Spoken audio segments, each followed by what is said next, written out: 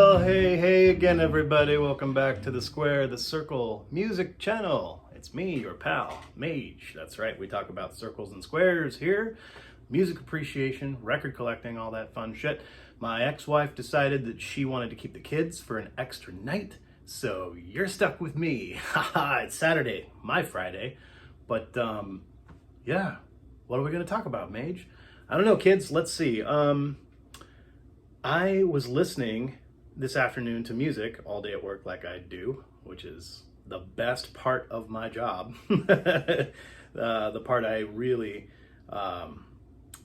cherish quite a bit about my position and my situation in life is that I'm lucky enough that I can spend most of the day at work and I can listen to music. I practically work by myself most of the time. Which is preferable. I'd rather play by myself, thank you very much. I haven't always been this way, but these days in my aging brain and my aging body, I really appreciate and love the fact that I can work most days all by my lonesome, and I can have my headphones in, or I can just do my thing and enjoy music throughout the whole day. Unfortunately, I don't get the, I don't work at home, so I can't sit and spin records all day long, which would be really effing cool, but I think I would get sick of kind of like being in my home, like all day, every day, work, relaxation, all things done under one roof. Yeah, that would chase me outside a lot. So luckily I get a perfect mix of the two. Sad part being, of course, all I have is, headphones and my smartphone to just listen through random shit. I don't get the glory of getting to sit and spin vinyl records.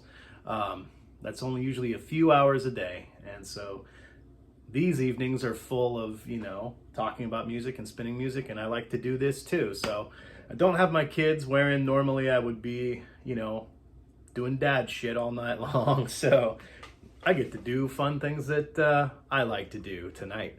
So anyway, I was talking about being at work and listening to music at work all day long. I had this idea pop into my head, and I wanted to do an episode about it because I was just kind of like thinking through. A bunch of songs came on. I was like, oh, that's fucking great. I love that. That's a great cover song. And then another one came on a little bit later, and I was like, ooh, I got to do an episode of all my favorite cover songs. So here it is, guys. Without any further yammer and yammer, I'll just get right into it. So tonight I'm going to do a 10 list of my favorite cover songs. Some you may know, some you may not know, but let's have a chat about it, shall we? Pardon me while I drink down some bubbles. All right, well, hope everyone's had a great week so far. Let's get right into my list, shall we? First on my list, this is, I remember the first time I heard this song because I didn't know anything about it. I didn't know anything about the band. I didn't know anything about its history and who originally wrote it, and come to find, kind of a pleasant surprise. Because I've talked some serious shit about this guy. Not that I feel bad, that's not what I'm doing. I'm not explaining myself here, I'm just saying it made me rethink. It made me rethink my my vision of the persona of this artist that I've never really liked at all and just don't fucking get. Anyway, this is a song by Bruce Springsteen that he wrote in 1973. I think it was on his like Live at Asbury Park or something like that. Some album that he did that I've just never really heard. I'm sure it's a very famous seminal album, but it's that Blinded by the Light song. Of course, I had never heard of it until I saw that movie with Johnny Depp, that movie Blow. I'm sure you guys all remember that. I can't watch that anymore. That's the whole fucking movie is one large trigger. I can't sit down and watch those kind of movies anymore. But it was an excellent film, and I especially love those really, powerful cinematic moments when film music comes into play, and especially cover songs. But Manfred Mann and his, Manfred Mann and his Earth Band, is that what he calls it? Album it was called The Roaring Silence. Roaming Silence. Forgive me, I can't remember if it's The Roaring Silence or The Roaming Silence. They both kind of make sense, I guess. But 1976, really ingenuitive, cool pop savvy, yet still like experimental kind of prog, psyched out, you know, fuzzed out cool shit. You know, there's elements of like disco and in it and stuff, you know. Really fantastic cover. And just that moment, you know, like I said, the cinematic, everything that's building up to this moment and that in the movie, and then that song hits you, and you know, blinded by the light. I still have yet, I have not heard the Bruce Springsteen version at all of that song. And I kind of honestly feel that's kind of how, you know, a lot of cover songs do this to me. It's like, I don't need to hear the original version. I don't want to hear the original version, because I just have a feeling that my sensibilities are going to gravitate toward the cover version a lot more. I always thought that that was just their song. Didn't realize that was a Bruce Springsteen song. So that's number 10 on my list this evening of favorite cover songs. Fucking great song. Really cool song. Next on my list, I've talked about this recently, because basically I'm in love with her, and I'm pretty sure we're going to get married pretty soon. She's yet to write me back, but I'm sure she will one of these days. She'll take my ring. I love Suzanne Santo, that beautiful songstress, multi-instrumentalist, songwriter extraordinaire. She's been all over the media in the last few years. She was with a duo. Well, no, they were primarily a duo as a singer-songwriter kind of thing, but they also had a backing band, a full band that they would tour with. But I've talked about that group that has since, you know, disbanded, called Honey Honey.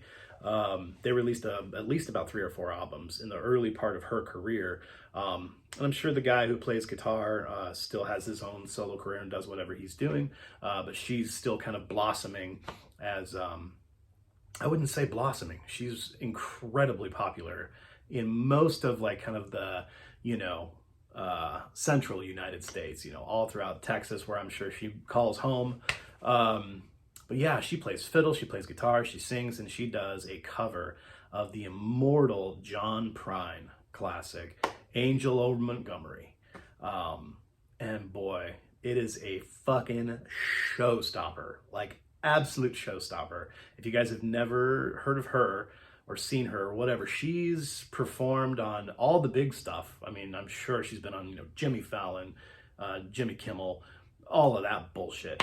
But she's also most recently, like in the last like year or two, been invited onto Joe Rogan's podcast and done his podcast, both with her friend who she was in Honey Honey with, and also as just kind of a solo artist, just all by herself. She is quick-witted, incredibly talented, beautiful voice. Like I said, I'm really excited about our wedding. So if you guys can make it, you know, you're all invited. Just get a hold of me and I'll send you an invitation.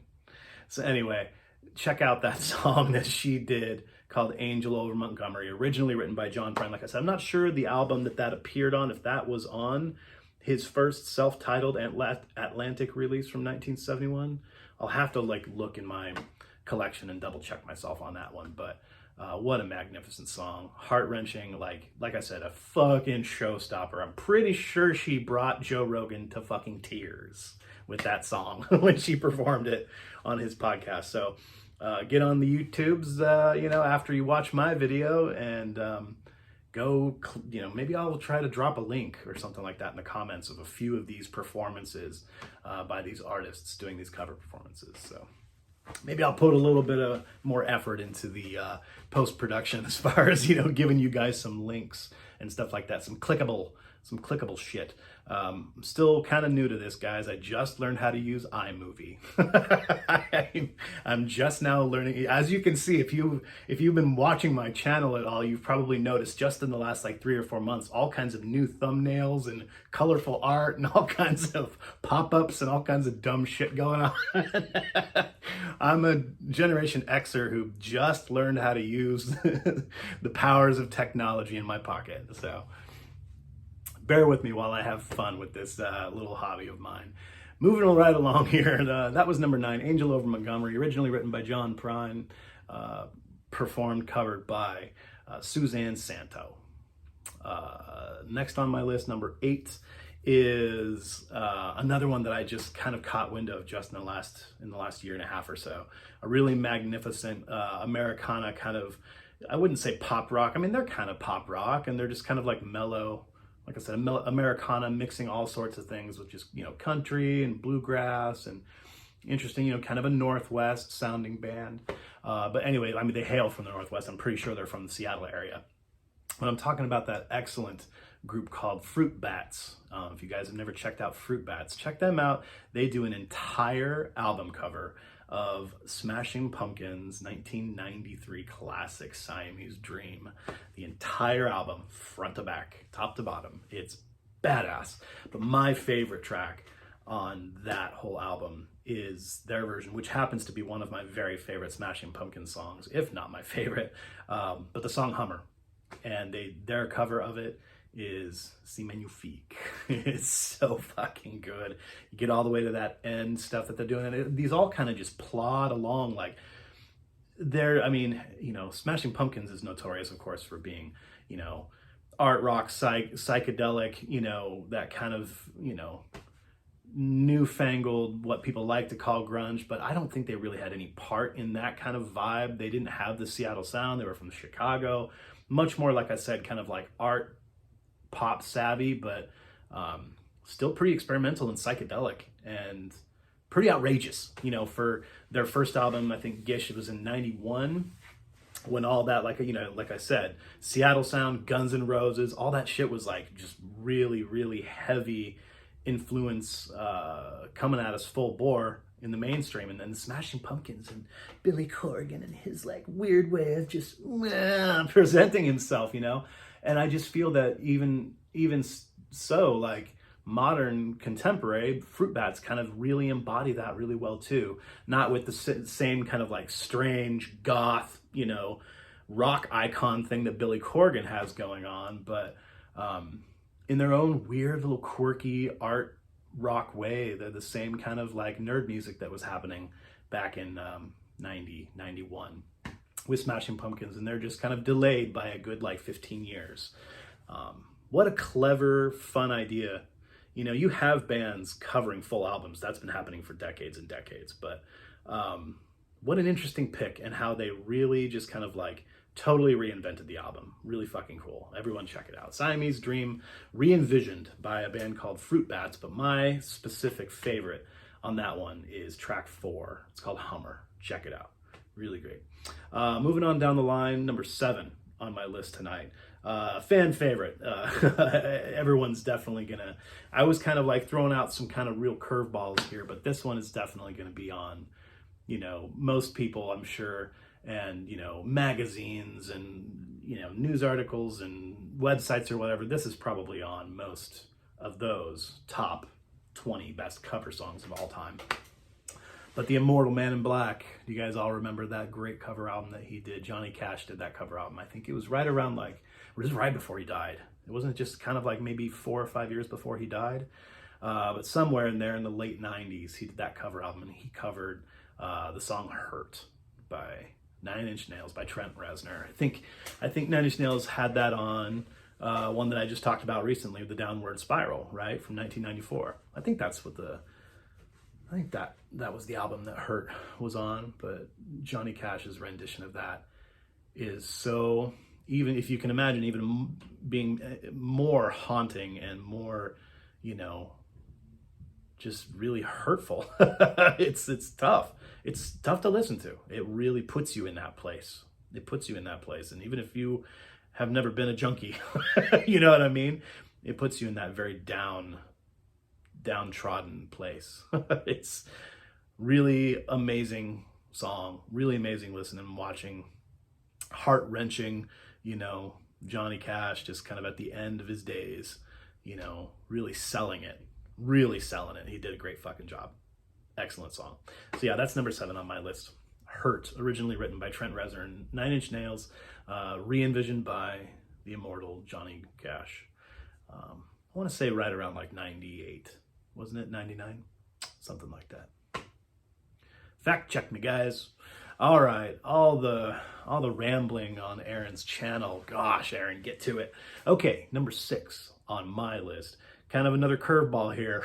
I like all of these like country artists covering each other's tunes and other pop artists covering country artists' tunes. I like that. I love that when they take, something that's not within their wheelhouse and then put it in their world. And I just love I've, used the term re-envision a lot. I find interesting words and I roll with them and I say them a bunch. But yeah, this is one of those, another kind of cool curveball, and this is going to be the most, I guess you could say, guilty pleasure on this list, for sure. I have to really think twice about who I open up to about this song and how much I love it, and how it can nearly, the first time I heard this song, I almost fucking cried. I shit you not. That's how I feel about a lot of music, and this one just hit me in a really weird time, in a really weird place. Like I said, like a curveball, just it hit me, and almost like Cupid's arrow, you're just immediately in love. And everyone knows who wrote that song. Paul Williams. Paul Williams wrote that really kind of quirky, fun, touching song, Rainbow Connection. We all remember. I'm not going to talk about Kermit the Frog here, guys. I know Kermit the Frog was the first person to really cover Paul Williams' immortal classic Rainbow Connection from 1976. Or maybe it was later. Maybe it was later in 79, something like that. Either 76 or 79. I know that's a strange little, whatever, juxtaposition of numbers. But yeah, I'm talking about a more recent cover of that song by the Dixie Chicks. Yeah, I'm not kidding, guys. But it's so amazing. It's so fucking great. It will put a giant smile on your face. It'll probably make you cry. If anyone has big feelers, sensitive feelers, I'm kind of a sensitive guy. Yeah, you're gonna feel this one right in the money button. It's just gonna hit you. It's just gonna fucking hit you. It's so beautiful. Those girls, are they sisters? I don't know. They're probably related. They're family members. They seem like they are. Their voices sound so similar, and their mannerisms are so similar, and their faces, whatever. Who cares? They sing beautifully, and just the simple banjo and guitar that they do, just an absolutely beautiful rendition of Rainbow Connection. So everyone check out the Dixie Chicks cover of Rainbow Connection. It's super fucking metal. It's really awesome. It's punk as fuck, guys. All right, moving on down the line here. Number 5 on my list. This is the one I heard today while I was at work, and I was it sparked my interest, and I was oh yeah, I fucking forgot about this song. I love this song so much. And then a few hours later, another one of these cover songs came on, and this is what really was kind of the impetus for getting this list together on the fly this evening, since I'm a free dad tonight, no kids roaming the house. So maybe I'll fucking throw this on the player and just kind of bang my head to it a whole bunch. Do you guys remember? I think it was their 4th album that Rage Against the Machine did. And it wasn't an album. It was just kind of an EP sampler that they did for something. It was only 3 or 4 tracks. At least 2 of them were cover tracks. One of them was kind of just I can't remember. It wasn't even a real track. It was just something, Prophets of Rage or something like that. Whatever. It's their 4th. Is that what it was called? Prophets of Rage or something? Anyway, they do that really fucking dope cover of, again, a Bruce Springsteen song. I can't believe this. I guess I gotta give Bruce Springsteen more tries. I had no idea that he originally wrote that track, Ghost of Tom Joad. And Rage Against the Machine's redux of that it'll just kick you square in the jaw. It's magnificent. And throughout the bulk of the song, you're just kind of okay, this is a fucking great jam. It's a great, cool jam. He's telling the story, all of that. But when you get to the very end, it gets so hyped and so over the top, and just kind of it's kind of at a low boil throughout the first 3 minutes of the song, and the last minute and a half of the song, it just fucking erupts and boils over, and Zach De La Rocha's just fucking screaming his ass off and shaking his head and sweat's pouring everywhere. And the guys in the band are just fucking destroying this shit, you know. When he talks about sitting by the campfire light, waiting for the ghost of Tom Joad, and just like, as you're walking away, you can see me, you know, you'll see me. Oh man, right now, like, I have the hairs on the back of my neck are standing up again. Like, man, they murder that fucking song. Murder it. Completely redo it. Yeah, I like it way better than the original version. But yeah, if you guys have never seen Rage do that fucking song, it's pretty intense. Again, go, you know, it's so much more impressive to see kind of performed live. So if you can find the clips on YouTube, just go to, you know, Tom Joad Live, RATM, and watch them perform that shit live. It is fucking ripping. It's awesome. Okay, only a few left, guys. Here's number 4 on my list, moving up the line. And I'm just going to remind you guys that the greatest cover song artist of all times.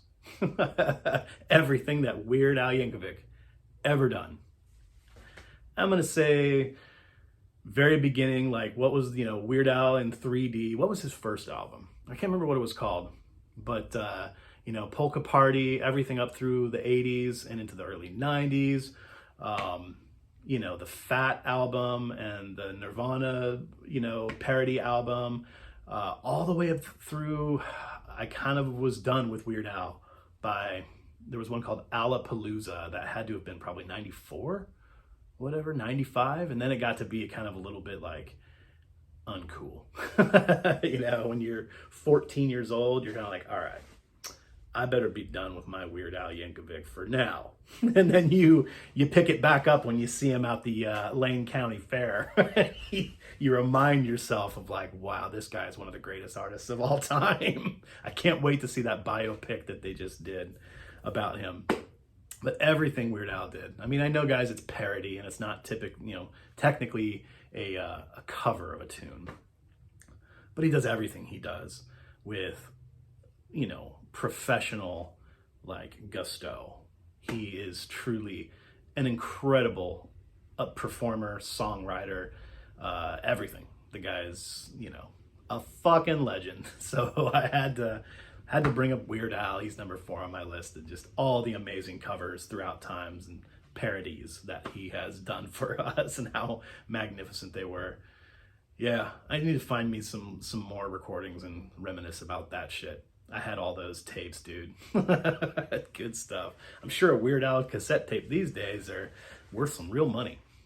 So, fun stuff. All right, top 3 on my favorite cover songs of all times. Number 3. This is the other one that I heard come over my player today while I was at work, and I was just like, oh my God, I have to do an episode about this. I had forgotten all about them. They only ever did this live on stage. They never recorded it, put it in this, you know, they never went to the studio and did this on an actual album. But you can see all kinds of amazing live footage of them covering this song a lot. They did it for years, all throughout the early 2000s, I think. Primarily when they had hired a keyboardist for the first time ever. And so there was a couple albums, it was right around 2002, I think. Pearl Jam hired a keyboardist that performed on a few albums with them and went on tour with them for years. His name was Boom Gasper. And so, you know, Pearl Jam had kind of an interesting new sound that I don't really think that, you know, did justice to the band Pearl Jam itself. I think it was really taking away from the band in a lot of ways. But when they cover the track by Pink Floyd, they cover Mother by Pink Floyd. They did that for a couple years on stage live. It is so magnificent. Not only is it perfect for Eddie Vedder because he has a natural baritone and he can, nothing against Roger Waters. I mean, Roger Waters is an amazing fucking legend, of course, and he does a really great job vocally throughout that whole album. Really, like, you know, he is the Wall. You know, that's him personified. That's his piece of art. That's his magnum opus that he gave the world. You know, thank God for him.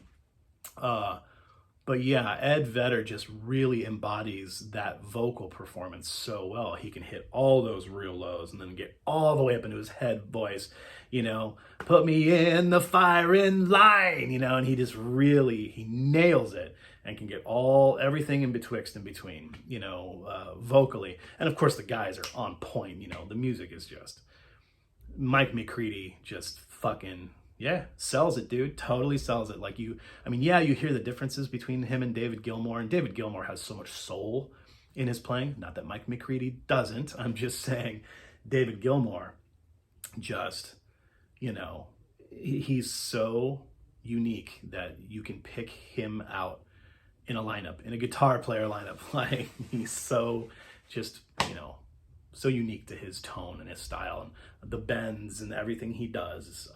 But Mike McCready really does a fantastic job with all the guitar soloing, and puts his own personal stamp on it. You hear that. It's likened to what Mike McCready, you could tell he really worshiped Jimi Hendrix, and he's just got that like Fender Strat kind of like groan and grunt thing he does at the end of every phrase when he kills his tone knob, and when he pushes his tone knob off, he kind of like rubs the fretboard somehow and makes that really cool kind of grunting whine thing that Hendrix used to do all the time. Anyway, those subtle differences, you know what I mean? Like, that's what makes tracks like Mother so important and so beautiful. The amazing lyrical poetry, and how, the players can just add their own, unique and indelible stamp on everything they do. What a fantastic song. What an amazing song. And when it comes down to it, like when we're getting to the very end of this list here, it's like there's only few artists that are really allowed to cover other artists. You know what I mean? It's like, yeah, everyone does it. Everyone does it all day long everywhere. But then there's the question, should that band be doing that? And absolutely, Pearl Jam should be covering Pink Floyd. Especially a song like Mother. They do it such justice. It's just amazing. So if anyone has never heard it, and even if you're a staunch fan and you can't stand it when people are covering Pink Floyd tunes, just give it a try. Give it a try. It's worth your time. It's worth the fucking 5 minutes. Just do it. All right, number 2 on my list of my favorite cover songs tonight is the same concept of how you feel about things. It's like the legendary status of these artists, that these people want to take their tunes and re-envision them, or just kind of like give them in, put them into a new light, put them in a new light. And yeah, who's allowed to cover Zeppelin? You know what I mean? Especially on a professional level, on a big level. Like, you're going to record this and you're going to put it on your own album. Okay, you better be fucking good. You better do it justice, especially a band like Zepp, dude. An old friend, a man who was once a good friend, he said that to me one time. He's just like, no one should be covering Led Zeppelin. Nobody. Nobody's allowed to. And then I took him aside one day and I was like, hey man, I don't want to offend you and I don't want to upset you because I know how you feel about music and I know how I feel about music, and I would feel the same way. This guy worshipped everything about Led Zeppelin, especially Jimmy Page. And I took him aside and I was like, hey man, I know you don't like this band, but you've got to listen to this. And I'm talking about Tool. He never liked Tool, and he especially never liked the idea when I told him that Tool does a cover of No Quarter by Led Zeppelin. And it's absolutely jaw-droppingly fucking amazing. So that had to be up here, very tippy top of my list, number 2. They put it on an album, released that sometime around I want to say 2000, 99 or 2000. They did the only live official copy of an album that Tool has ever put out in 1999, released it as a CD box set, a VHS and CD box set. So you have their videos and then a bunch of other stuff. They called it Salival or Salival. I'm not sure how they pronounce it or however to pronounce it, but I think it's Salival. It's pretty fucking amazing. And you can hear, it's all over the internet. So again, they've been playing it live for over a decade. But yeah, all you, again, you hard-nosed, Led Zeppelin fans, they really do. They do it justice, guys. Yeah. Really important song, really fucking cool. So check it out. No Quarter, re-envisioned by the band Tool. The classic from 1973's, what was it? It was on Houses of the Holy, wasn't it? 73. Yeah, the original's fucking incredible too. Okay. Thanks for hanging out with me, guys. Here's my last one. Number one on my favorite cover songs list. Sorry, I'm kind of like entranced right now. I'm looking out the window. We are having some insane weather here in Western Oregon. Yeah, like storms, dark, crazy storms like you would see in October or November. Pretty weird. I'll stop looking out the window and tell you about my favorite cover song of the evening. Is, again, like I was just discussing with the past two bands, this one is like, yeah, everyone does it worldwide all the time. It's all over everyone's albums. Everyone's covering Beatles songs. Everybody. It's the Beatles, arguably one of the greatest bands of all time. I get it. But who's allowed to really cover a Beatles song and totally re-envision it? And that's how I feel about this guy. He just kind of like, when he was alive, like, you know, within his wheelhouse, he's going to do things, American folk, bluegrass, country music. He can do whatever. He can take a Beatles song and he can slap some bluegrass, he can paint it blue, you know, and ye fucking haw. I'm really glad he did. It comes from one of my favorite albums of all time. I think it's a perfect album. This happens to be I think it's track 2, right after the title track of the album. You have John Denver's Rocky Mountain High. He performs that, you know, legendary song, and then immediately thereafter, he covers a Beatles song. He covers Mother Nature's Son. And it just leaves it, I don't know. The Beatles version, I honestly feel kind of pales in comparison. I think the John Denver version is so much better. It was originally on the White Album, wasn't it? I think that was more of a Georgie. Wasn't it a Georgie song? Either way, the original it's mellow. It's really just kind of like quaint and cool. John Denver's version is so much more full of life and so much more intriguing. In the original, there's kind of just a real solemn, boring vocal presence. Not sure who exactly by him. Maybe it's George again. But yeah, like I said, John Denver's just full of life. You know, he's doing all these incredible backup harmonies and just makes you want to whistle along. Do do do do do do do do do do. Yeah. I'm Mother Nature's son. Fucking great, dude. It's such a great song. Just, yeah, fucking hairs on the back of my neck. Standing straight up again, dude. One of those songs. It's my favorite cover song of all time. One of the greatest American folk country songs of all time. So thank you, John Lennon, Paul McCartney, George Harrison, for whoever fucking wrote that.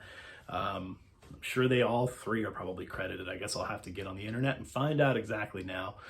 But yeah, thanks to the Fab Four for originally writing that song, but a special thanks to John Denver for his kick-ass version of that. So that was my fun impromptu list for the evening, guys. I just kind of shat that one right out at you. So thanks for hanging out with me on this Saturday night. Yeah, I'm going to go out in the garden and make sure that none of my tomato and pepper plants got fucking uprooted and blown over. Like, we're having like a weird ass like hurricane storm here. It's like bizarre. It's black outside. You can hardly see anything. It's been hailing like crazy. Hailstones the size of peas the other day. Woo! But whatever. I'm Mother Nature's son. All right. Love you guys. Be good to each other. Be good to yourselves. Peace in the crease. And probably won't see you or talk to you again until next week. So thanks for coming down to the Square to Circle music channel. And don't forget to visit me on Instagram and all that dumb shit. So laters.